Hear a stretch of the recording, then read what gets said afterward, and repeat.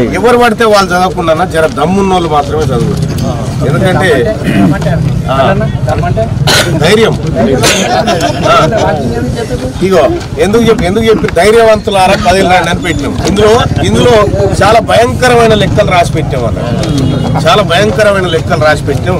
అందుకోసమే గలం గట్టిగున్నోళ్ళు గుండె నిబ్బరం చేసుకొని చదువుకోవాలి. రెండోది ఈ సభకు కేవలం బీసీ ఎస్సీ ఎస్టీలు మాత్రమే రండి. ఎవరైనా ఓసీలు వస్తా అంటే మాత్రం వద్దని చెప్పండి. ఎందుకంటే ఇది మన సభ.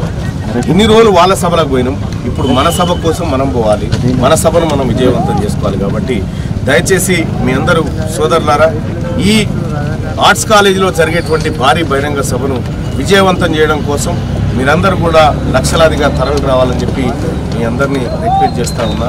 అలాగే ఏ పని ఉన్నా ఒక్కరోజు మీ జాతుల కోసం, మీ ప్రజల కోసం, మీ మనవళ్ళ కోసం, మీ జీవితాల కోసం కేటాయించమని చెప్పి మిమ్మల్ని పదే ప్రాధేయపడుతూ రిక్వెస్ట్ చేస్తూ ఉన్నా.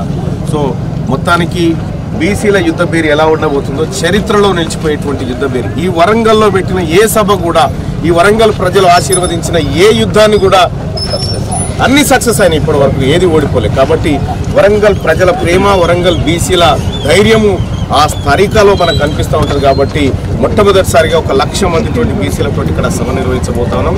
దీన్ని ఆశీర్వదించండి. ఇది మీది, మనది, మనందరిది. జై బీసీ, జై తెలంగాణ.